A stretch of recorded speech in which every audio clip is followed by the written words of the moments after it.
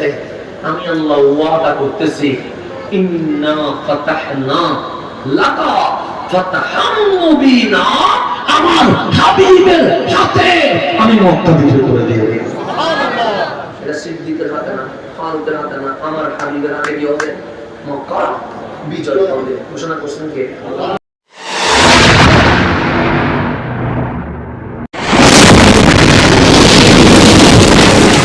নূরে মুহাম্মদী TV সুন্নিয়তের খেদমতে সর্বদাই নিয়োজিত। সেদিন আপনি দেখবেন ইজা জাআ নাসরুল্লাহি ওয়াল ফাত, যেদিন বিজয় চলে আসবে তখন দেখবেন যে ইয়াদখুলুনান নাসা ফি দীনিল্লাহি আফওয়াজা, মিছিলে মিছিলে দলে দলে মানুষ নবীর কদমে কি হচ্ছে? মুসলমান হচ্ছে। হাবিব প্রস্তুতি নিয়ে নিয়েছেন, ১৬ লক্ষ সাহাবী হাবিবের পিছনে চলে আসছে। তরবারিও নাই, অস্ত্রও নাই, বোমাও নাই। মদিনা থেকে কাফেলা রওনা হয়ে গেছে। কাফেলা যখন সামনে যাচ্ছে, রহমাতুল লিল আলামিন সামনে, আমার নবীর সাহাবী পিছনে, সবাই যখন রওনা হয়ে গেছে, মক্কায় খবর পৌঁছে গেছে মুসলমানের নবী আসতেছে। কয়জন? আজকে ৪০ জন না, আজকে ৭০০ না, আজকে ১০০০ না, আজকে ২০০০ না, ১৬ লক্ষ সাহাবী, তাদের তাকবীরের আওয়াজ আসমান জমিন পর্যন্ত কেঁপে উঠতেছে। সুবহানাল্লাহ। মক্কাবাসী বুঝে গেছে যুদ্ধের নামলে অস্তিত্ব খুঁজে পাওয়া যাবে না। তারা বললেন আর যুদ্ধ করব না, বদরেও মার খাইছি, হুনাইনেও খাইছি, খন্দকেও খাইছি, এখন যদি মায়ের লাশটা খাইতে যায় অস্তিত্ব খুঁজে পাওয়া যাবে না। এখন তারা ভয় পেয়ে গেছে, কারণ এই নবীকে যত জুলুম করলাম, এই নবীর সামনে সাহাবী কতল করলাম, এখন যদি উল্টা বিচার করে একজনও তো কি পাবো না, মাপ পাবো না। সবার ভিতরে ভয় সঞ্চার হয়ে গেছে। রহমাতুল লিল আলামিনের কাফেলা মক্কায় ঢুকে গেছে। আমার নবীর কাফেলা মাঝখানে অনেক ঘটনা, এটা আমার বিষয় না, বেলাল আমার বিষয়। আমি বেলালের দিকে চলে যাচ্ছি। রহমাতুল লিল আলামিনের কাফেলা ঢুকে গেছে। যখন আমার নবীর কাফেলা মদিনা থেকে মক্কায় ঢুকে গেছে, সাহাবীদের তাকবীর, নারায়ে তাকবীর, নারায়ে রিসালাতের ধ্বনিতে মক্কার মানুষের ভিতরে কম্পন শুরু হয়ে গেছে। সবাই পালানো শুরু করছে। আমার নবী দেখলেন কেউ ডানে পালায়, কেউ বামে পালায়, কেউ পিছনে পালায়, কেউ সামনে পালায়। আমার নবী উঁচু জায়গায় দাঁড়ায় গেছে, ডাক দিলেন, ইয়া আহলে মক্কা, হে মক্কার মানুষ, পালাস না, তাআলাও আমার কাছে আয়, আমার কাছে আয়। সমস্ত মক্কাবাসী হচ্ছে পালাইলেও, পাহাড়ের চওড়ায় চলে গেলেও সেখান থেকে ধরে নিয়ে আসবে। সে যখন গিয়ে দেখি সবাই জমায়েত হলেন, আমার কামলিওয়ালা বললেন, যাচ্ছ কেন? আমরা ভয় পেয়েছি। কেন? আপনি যদি বিচার করেন মৃত্যুদণ্ড, ফাঁসি ছাড়া আর কোনো উপায় নাই। আমার রাসূল, আমি বিচার করব না, তোমরাই বলো আমি নবীর কাছে কি রকম আশা করছো, তোমরা বলো। আমি নিজ থেকে কোনো ফয়সালা, তোমরা বলো আমি নবীর কাছে কি করেছি, মক্কা কি করেছি, বিজয় করেছি। এখন মক্কা কার হাতে? আমার হাতে, মুসলমানের হাতে। এখন বলো তোমরা কি রকম আশা করছো, আমি নবী তোমাদের সাথে কি রকম আচরণ করব বলে তোমরা আশাবাদী। তারা দুই হাত তুলে বলছেন, আমরা বিশ্বাস করি আপনি আল আমিন, আমরা বিশ্বাস করি আপনি as-সাদিক, আমরা বিশ্বাস করি আপনি রহমাতুল লিল আলামিন। তো আপনি যেহেতু হাবিবের রহমান, আমরা আশা করছি এই নবী আমাদের উপর কঠোর হবে না। রহমাতুল লিল আলামিন যেহেতু, এই নবী আমাদের উপর দয়া করবে। কেন মক্কাবাসী কি করতেছি? সর্বপ্রথম দুনিয়ার কোন প্রেসিডেন্ট যিনি মক্কায় দাঁড়ায়া বলছে, তোমরা আমাকে পাথর মেরে রক্ত লাল করে দিয়েছ, তোমরা আমার পিঠে বই তুলেছ, তোমরা আমাকে ঘরে বন্দি করে ৩-৪ দিন না খাওয়ায় রাখছো, তোমরা আমাকে মক্কা থেকে বের করে দিয়েছ, আমার চোখের সামনে আমার সাহাবীদের গর্দান করেছ, তার বিনিময়ে আমি নবী ফাঁসি দিব না। আমি নবী আজ পুরো মক্কাবাসীর জন্য সাধারণ ক্ষমা ঘোষণা করে দিলাম। পৃথিবীতে সর্বপ্রথম প্রেসিডেন্ট যিনি কি বলেছেন, শুধু মুখে নয় কাজে প্রমাণ করেছেন, সাধারণ ক্ষমা ঘোষণা করে দিয়েছেন। যাদের এই মুসলমান মতে মন চায় মুসলমান হয়ে যাও, আর যাদের মন না চায় তাদের প্রতি আমার আদেশ, এটা আল্লাহর উপর খানায়ে কাবা, এখানে মূর্তি পূজা হবে, এটা আমি নবী কখনো মানতে কারণ দরকার আল্লাহ, ইবাদতের কাজ আল্লাহ। সুতরাং এখানে ৩৬০ মূর্তি রাখার কোনো অধিকার নাই। কাবার হেরেন আজকে থেকে পবিত্র ঘোষণা করা হয়েছে, এই হেরেমের বাউন্ডারিতে অন্য কারো বোঝা চলবে না, এখানে শুধুমাত্র লা শারীক লা ইলাহা ইল্লাল্লাহর ইবাদত চলবে। সুবহানাল্লাহ। আমার নবী দুঃখে কাবার ভিতর থেকে 360 মূর্তি কি করে দিলেন, বের করে দিলেন। বের করার পর জমজমের পানি দিয়ে কাবা কি করে দিলেন, ধুইয়ে দিলেন। নতুন করে গিলাপ ছড়াইয়া দিলেন। কাবার উপর কালিমার বিজয়ের পতাকা তুলে দিলেন। সুবহানাল্লাহ। আজকে মক্কা কার হয়ে গেছে, ইসলামের হয়ে গেছে। এমন সময় সাহাবায়ে কেরাম একজন আরেকজনের সাথে তুলাতুলি করতেছে, কারণ যে রাষ্ট্র থেকে আমাদেরকে বের করে দিয়েছে সে রাষ্ট্র কার হয়ে গেছে, আমাদের হয়ে গেছে।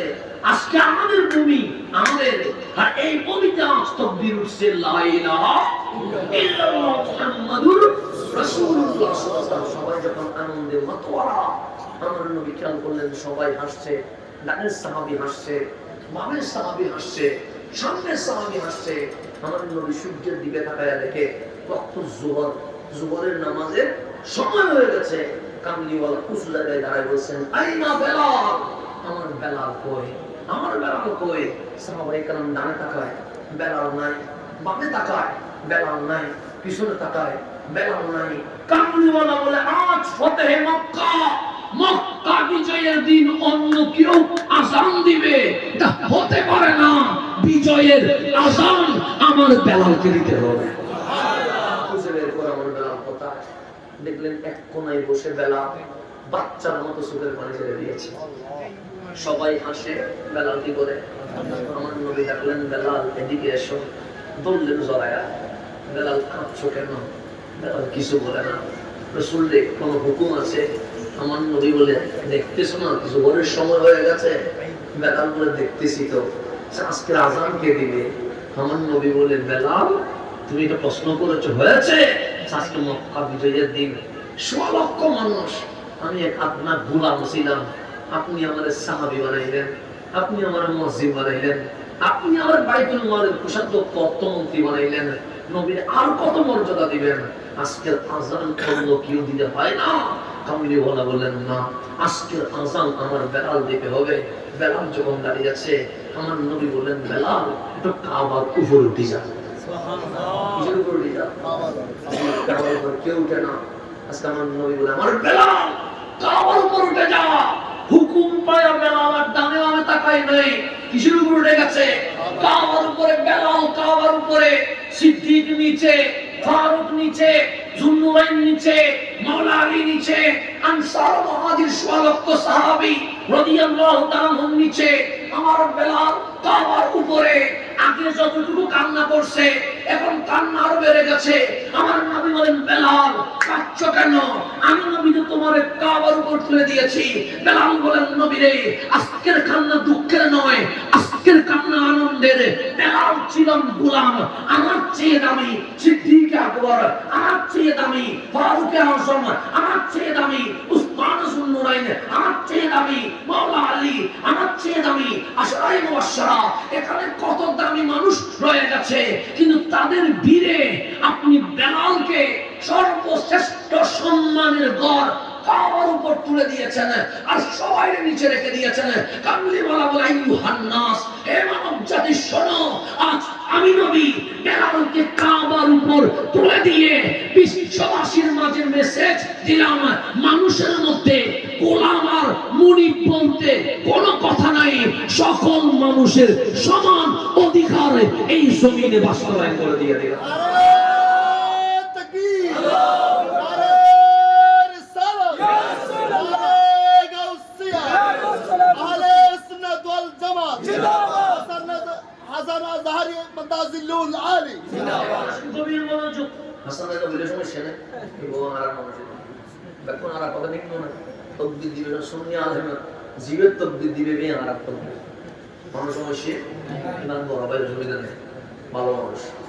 এখন সামনের দিকে যায়, গভীর অনুধান করবেন। তাহলে আমার রাসূল বেলালকে কিসের উত্তর দিছে? কাবার উত্তর। যেমন রাসূল শুধু বেলালকে তুলে মানুষত্বের অধিকার দেয় নয়, আজকে আমি নবী প্রাণীর অধিকার কি বললাম বাস্তবায়ন। কোন কুকুর না খেয়ে থাকবে, এটা কখনো হতে পারে? সমস্ত কিছু বুঝাই দেওয়ার পর বললেন, বেলাল আযান দিবা না? বেলাল বললেন, ইয়া রাসূলুল্লাহ, আমি তো মুসিবতে পড়ে গেছি। কিসের মুসিবত? আমি যখন মসজিদের নববীতে ছিলাম, আযান দিতাম কাবার দিকে। কোন দিকে? এখন তো আপনি বলে দিয়েছেন কোন দিকে? কাবার উপরে। তো মসজিদের নববীতে যখন ছিলাম, আযান তো কাবার দিকে দিছি। এখন তো আপনি আমার বলছেন কাবার উপরে, আযান দিব কোন দিকে? আমি তো দিক খুঁজে পাচ্ছি না। কামলিওয়ালা ডাক দিলেন, বেলাল, আজ মানুষ মানুষের অধিকার পেয়েছে, পশুর অধিকার পেয়েছে, প্রাণীর অধিকার পেয়েছে। তুমি যখন কাবার উপরে উঠে গেছো, এই বিজয়ের দিন মানুষ অন্য কিছু দেখো। বেলাল, এতদিন আযান কোন দিকে দিছো? সে কাবার দিকে। এখন কোথায়? সে কাবার উপরে। আযান দিবা কোথায়? সে জানি না। আমার রাসূল বলেন, যখন মসজিদে নববীতে ছিলাম তখন আযান দিছো কাবার দিকে। এখন যখন কাবার উপরে উঠে গেছো, অন্যদিকে আযান দেওয়ার দরকার নাই। কাবার উপর দাঁড়ায়া কাবা, আমি কামলিওয়ালার দিকে আযান দিয়ে দাও। কাবার দিকে আযান কি করে দাও? দিয়ে দাও, শুরু করে দাও। হযরত সাইয়্যিদুনা বেলাল উঠে গেছে কোষের উপরে।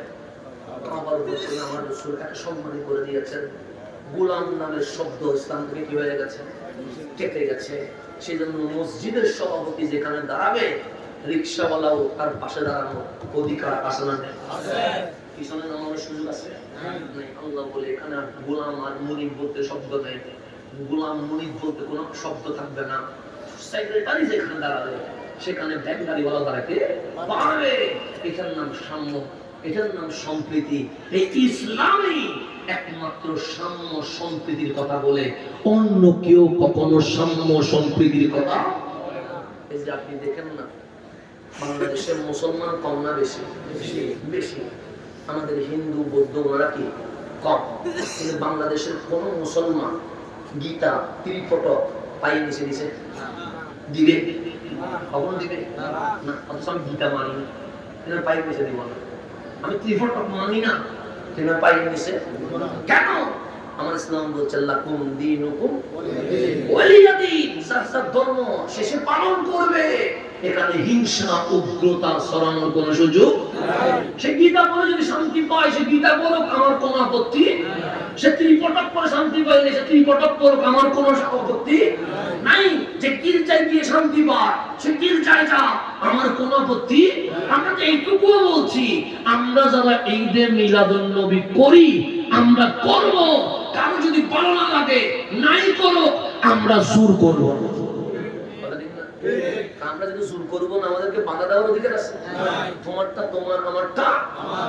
আমাদের মুসলমানের ছেলেরা গীতাকে কখনো পায়ের নিচে দেবে না, ত্রিপটককে পায়ের নিচে দিবে না, ওল্ড টেস্টিমেন্টকে পায়ের নিচে দিবে না, নিউ টেস্টিমেন্টকে পায়ের নিচে দিবে না। কিন্তু দেখেন, সংখ্যালঘু এক হিন্দু গতকাল কোরআন শরীফ কিনে চিড়ে পায়ের নিচে দেওয়া শুরু করছে। তাদেরকে কি শিখাইছে? উগ্রতা শিখাইছে। তাদের ধর্ম তাদেরকে কি শিখাইছে? উগ্রতা শিখে না শিখাইলে কোরআন কি পায়ের নিচে দেওয়ার জিনিস? তোমার ধর্মকে আমি রেসপেক্ট করছি, মানি না। আমার বিশ্বাস একটা, তোমার বিশ্বাস আরেকটা। তোমারটা তুমি পালন করবা, আমারটা আমি পালন করবো। তোমার কিতাব আমি পায়ের নিচে যেমন দিব না, কারণ আমার ধর্ম আমাকে উগ্রতা অমানুষত্ব শিখায় নাই। কিন্তু সে দেখুন, কালকে ছেলে ইউনিভার্সিটি ছেলে মূর্খ করলে মানতাম। রিক্সাওয়ালা করছে বুঝে নেই, ভ্যান গাড়িওয়ালা করছে বুঝে নেই, ট্রাক ড্রাইভার করছে বুঝে নেই। কিন্তু যে করছে সে কিসের ছেলে? ইউনিভার্সিটির ছেলে। পায়ের নিচে কি দিয়েছে? কোরআন দিয়েছে। তাহলে ধর্ম তো উগ্রতা শিখায় না, সে পায়ের নিচে কোরআন দিল কেন? সেজন্য আজকের মনোবীর থেকে আমাদের দাবি থাকবে, যার পায়ের নিচে কোরআন দিতে পারে, তার বাংলার জমিনে বেঁচে থাকার কোনো অধিকার নাই। বেঁচে থাকার কোনো অধিকার নাই। তাকে জনসম্মুখে এনে তার গর্দান দুই ভাগ করে দেওয়া হবে। এটাই আমাদের দাবি। যার পায়ের নিচে কোরআন দিতে পারে, সে অন্তত বাংলাদেশে নিঃশ্বাস নেওয়ার অধিকার রাখতে পারে।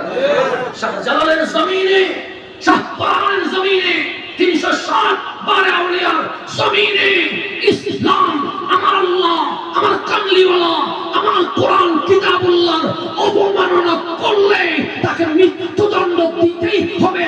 এর বাইরে আর কোনো ফয়সালা হইতে পারে না। থাকার অধিকার নেই।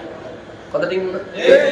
আমার ফারুক আমাদের ফারুক আমাকে জানাইছে, আমাদের ওমর ইবনুল খাত্তাব আমিরুল মুমিনিন খলিফাতুল মুসলিমিন রাদিয়াল্লাহু তাআলা, উনি আমাদেরকে শিখিয়ে গেছেন হিন্দু বেঁচে থাকার অধিকার আছে, তার ধর্ম সে পালন করবে। খ্রিস্টান বেঁচে থাকার অধিকার আছে, তার ধর্ম সে পালন করবে। ইহুদি বেঁচে থাকার অধিকার আছে, তার ধর্ম সে কি করবে? নাস্তিক ধর্ম মানে না, তারও বেঁচে থাকার অধিকার আছে। কিন্তু কেউ যদি আমার আল্লাহর শানে বিয়াদবি করে, আমার নবীর শানে বিয়াদবি করে, আর কোরআন অবমাননা করে, তার বেঁচে থাকার কোনো অধিকার নেই। আর গলদান কি করে বলতে হবে?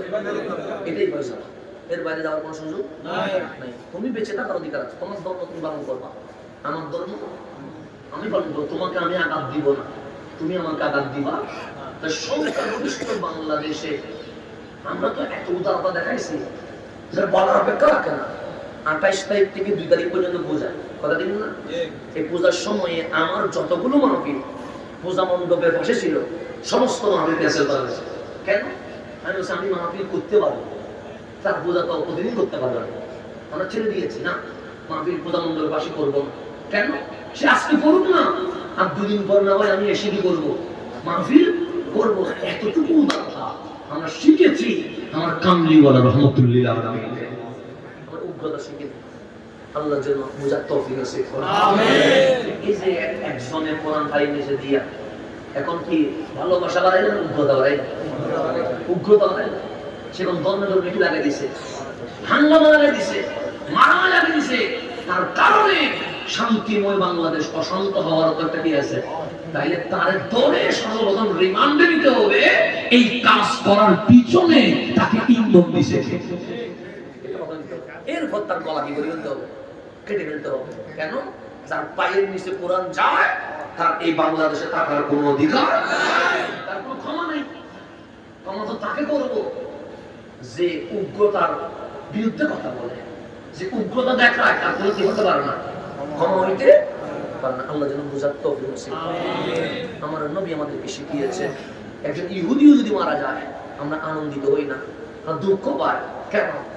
আমরা তার পরে যদি কালিমাটা পড়তো সে জান্নাতি হইতে পারত, কিন্তু সে জান্নাতি হয় নাই। এটা আমাদের মিশন না, আমাদের মিশন হচ্ছে নিজেরাও জান্নাতে যাব, সবাইকে জান্নাতে নিয়ে যাব। আল্লাহ যেন বুঝার তৌফিক নসিব করেন। আমিন। আমরা সোনার বাংলাদেশে সবাইকে বলতে চাই তোমার ধর্ম তুমি পালন করো, আমার ধর্ম তোমার মতাদর্শ নিয়ে তুমি থাকো, আমার মতাদর্শ নিয়ে আমি থাকি।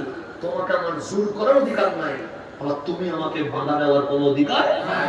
আল্লাহ যেন বুঝার তৌফিক নসিব করেন। তাহলে আমার বেলাল উঠে গেছে কিসের উপরে? খাবার উপরে। উঠে গিয়ে আমার নবী প্রমাণ করে দিয়েছে একজন মানুষের সম্মান কাবার চেয়েও বেশি।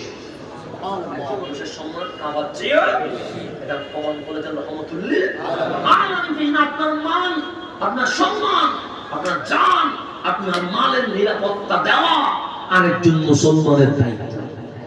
আজকে বাংলাদেশে তো মব সৃষ্টি করে ইমাম মুয়াজ্জিন মারি গেল, রইসুদ্দিনকে মারি গেল, কারণ আসছে অমুসলিম আসছে, কবর থেকে লাশ খুলে ঘুরাই ফেলছে।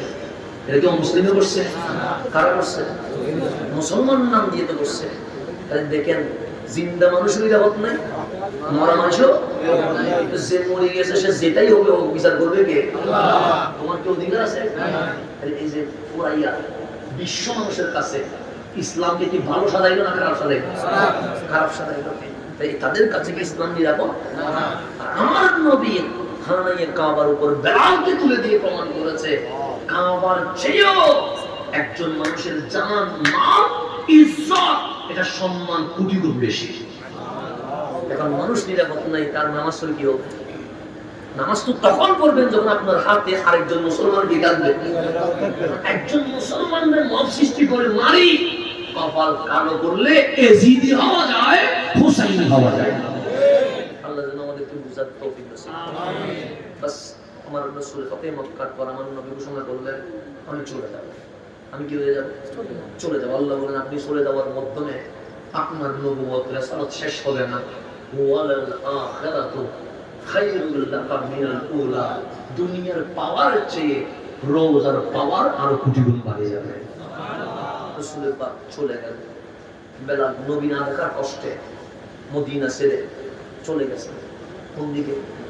সিরিয়ার দিকে। আমার রাসূল স্বপ্নে দেখাইলেন, বেলাল আমার সারা মদিনা ছেড়ে চলে গেলাম, তুমি কেমনে সহ্য করলা? ওই স্বপ্ন দেখে আবার বেলাল কোথায় চলে আসছে? মদিনা এসে বললেন, আইনা রাসূলুল্লাহ, আমার নবী কই, আমার নবী কই। বেলালের চিৎকার শুনে সেদিন সবাই মনে করছিল হয়তো নবীজি রোজা থেকে বের হয়ে চলে এসেছে। পুরো মদিনা স্তব্ধ হয়ে গেছে। সবাই বললেন, বেলাল আযান দাও। বেলাল বললেন, আমি আশহাদু আন্না মুহাম্মাদার রাসূলুল্লাহ যখন বলি তখন আমাদের সুদ্দি নবী দেখতে হয়, সুদ্দি কি দেখতে হয়? আমি নবী না দেখলে সহ্য করতে পারবো না। সিদ্দিক আকবর বললেন, বেলাল বললেন পারবো না। ফারুক আযম বললেন, বেলাল বলে পারবো না। উসমান আযম বললেন, বেলাল বলে পারবো না। মাওলা আলী বললেন, বেলাল বলে পারবো না। সবাই বললেন, বেলাল কারো কথা শুনবে না। তো কার কথা শুনবে? আমার নবীর দুইজন নাতি আছে, একজন হাসান আরেকজন হোসাইন, দেখতে যেহেতু নবীর মতো, ওনারা বললেন বেলাল কথা রাখবে। আম্মাজান ফাতেমাতুজ জাহরার ঘর থেকে দুজনকে নিয়ে আসছে। বেলাল আযান দেয়। হাসনাইন করিমের কথা না বলতে পারে না। বেলাল মিম্বর উঠে গেছে, আল্লাহু আকবার দিয়ে শুরু করছে। আকবার, আল্লাহু আকবার ধ্বনিতে পুরো মদিনা শরীফ কেঁপে উঠেছে। মনে হয়েছে যেন রাসূলের পাক ইমামতির মুসাল্লায় বসে আছে আর বেলাল আযান দিয়েছে।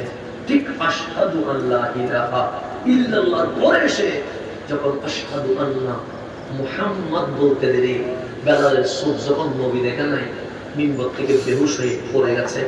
সেদিন থেকে নবীর কষ্টে, নবীর ভালোবাসায় নবীকে না দেখে 3 দিন পর সাইয়্যিদুনা বেলাল দুনিয়ার সফর শেষ করে উহুরবি সফরে রওনা হয়েছেন। ইন্না লিল্লাহি ওয়া ইন্না ইলাইহি রাজিউন। শুধু এরকম করে যদি আমি বেলাল বলতে যাই, আমাদের এরকম রাত 20টা চলে যাবে, কিন্তু বেলালের রাতই হবে না, শেষ হবে না। বাস কথা আমার শেষ। আমাদের কাউসিয়া কমিটি বাংলাদেশ, এটা কোনো সাধারণ মানুষের দেয় নাই। নবী বংশের ফুল, আওলাদের রাসূল, গাউসে জামান, সৈয়দি সনদি মুর্শিদি আল্লামা তাইয়্যিব শাহওয়াজি রাহমাতুল্লাহি আলাইহি আমাদেরকে উপহার দিয়েছেন। এখন বলেন, যারা গাউসিয়া কমিটিতে আছেন তারা কি মাদকের সাথে জড়িত আছে? জেনার সাথে আছে? জুয়ার সাথে আছে? এই গাউসিয়া কমিটিতে সম্পৃক্ত হওয়ার কারণে সে জেনাই নয়, গাঁজাই নয়, জুয়াই নয়, কিশোর রেজে নয়, সে মানবতার খেদমতে লেগে গেছে। ভালো হয়েছে না ক্ষতি হয়েছে? যদি ওরা গাউসিয়া কমিটি না করতো, সিনেমা যাইতো, নাটকে যাইতো, কিশোর নিয়ে যাইতো, সন্ত্রাস হইতো। এই যে আওলাদের রাসূল গাউসিয়া কমিটি দিয়া আমাদেরকে শিখাইলেন যে করোনার সময়ে বাবা ছেলেকে ছেড়ে দিয়েছে, মা মেয়েকে ছেড়ে দিয়েছে, হে আমার মুরিদান তোমরা ছেড়ে দিও না। কেন? আজকে যদি ছেড়ে না দাও, কাল হাসরে তোমাকে নবী ছাড়বে না। ভালোবাসা শিখাইলে ভালোবাসা। আজকে নবীর মাহফিল করতেছেন, বসে পাকের মাহফিল করতেছেন। কেন? সংগঠন এটা আছে বলে। সংগঠন না থাকলে পাইতেন না। আমার বস জামান সৈয়দ সনদি মুর্শিদি হুজুর কিবলাই আলম বলছেন, এই বসে কমিটি করার পরে আমার বাবারও কিছু স্বপ্ন আছে। কি স্বপ্ন? আমি মারা যাওয়ার আগে একটা যদি বিল্ডিং করে যাও, আমার ছেলে অন্তত কি করতে হবে না, ভিক্ষা করতে হবে না। এরকম অনেক স্বপ্ন আছে। রিক্সাওয়ালারও স্বপ্ন আছে যে আমার ছেলে আমি কিছু দিতে না পারলেও শিক্ষিত করে যাবে, অন্তত সে চলতে পারবে। এরকম প্রত্যেক বাবা স্বপ্ন দেখে কি দেখে না দেখে। আর আমার রাসূল বলছে, হে আমার উম্মত শোনো, আখির জামানায় একজন ইমাম আসবে, নাম তার মাহদি, আল মাহদি মিন ইতরাকি মিন ওয়ালাদি ফাতেমা। মাহদি নবী বংশের ফুল, আওলাদ রাসূল, আমার ফাতেমার শেষ বংশধর। এই জমিনে এসে ইসলামের বিজয়ের পতাকা তুলে দেবে। তাহলে যিনি ইসলামের বিজয়ের পতাকা তুলবে উনি আওলাদে রাসূল। ওনার নাম ইমাম মাহদি। ওনার বিল্ডিং লাগবে না, ওনার ফাইজার লাগবে না, ওনার গাড়ি লাগবে না, ওনার সৈন্য লাগবে। কি লাগবে? যুদ্ধ করতে গেলে শরীর লাগবে, কি লাগবে না? আর আমার গাউসে জামান আল্লাহ তাইয়্যিব শাহওয়াজি বলতেছে, আমি গাড়ি না বাড়ি না, গাউসিয়া কমিটি করলাম। কেন? সেই ইমাম মেহেদী কা ফৌজ হে, ইমাম মাহদির সৈনিক গাউসিয়া কমিটির মাধ্যমে আমি রেডি করা শুরু করে দিয়েছি। তাহলে গাউসিয়া কমিটির দরকার আছে না? আপনারা যারা গাউসিয়া কমিটির সাথে আছেন তাহলে লেগে থাকবেন। কি থাকবেন? লেগে থাকবেন। আর যারা হন নাই তারা কি বলে বসে বন্ধের সাথে যুক্ত হয়, এটা রাজনীতি সংগঠন না, অরাজনৈতিক সংগঠন। আপনি যে দলই করেন করেন সমস্যা নেই, কিন্তু আপনি দল করেন কেন? দুনিয়ার জন্য আর কি। যে আওয়ামী লীগ করে তার ফায়দা কোথায়? দুনিয়ায় আর কি। যে বিএনপি করে ফায়দা কোথায়? দুনিয়া। জাতীয় পার্টি করে ফায়দা কোথায়? দুনিয়া। আখিরাতে কোনো ফায়দা আছে? দুনিয়ার জন্য সব করলেন, আখিরাতের জন্য কিছু করবেন না। এই আখিরাতের জন্য বসে বন্ধ করেন। যে দলে করেন সুন্নিয়তকে 1 নম্বর রাখেন, আমার নবী 1 নম্বর রাখেন, আপনার সাথে আমার সাথে কোনো ঝামেলা। আল্লাহ যেন আমাদেরকে বুঝার তৌফিক দান করেন। আমিন। ওয়া আখিরু দাওয়ানা আনিল হামদুলিল্লাহি রাব্বিল আলামিন।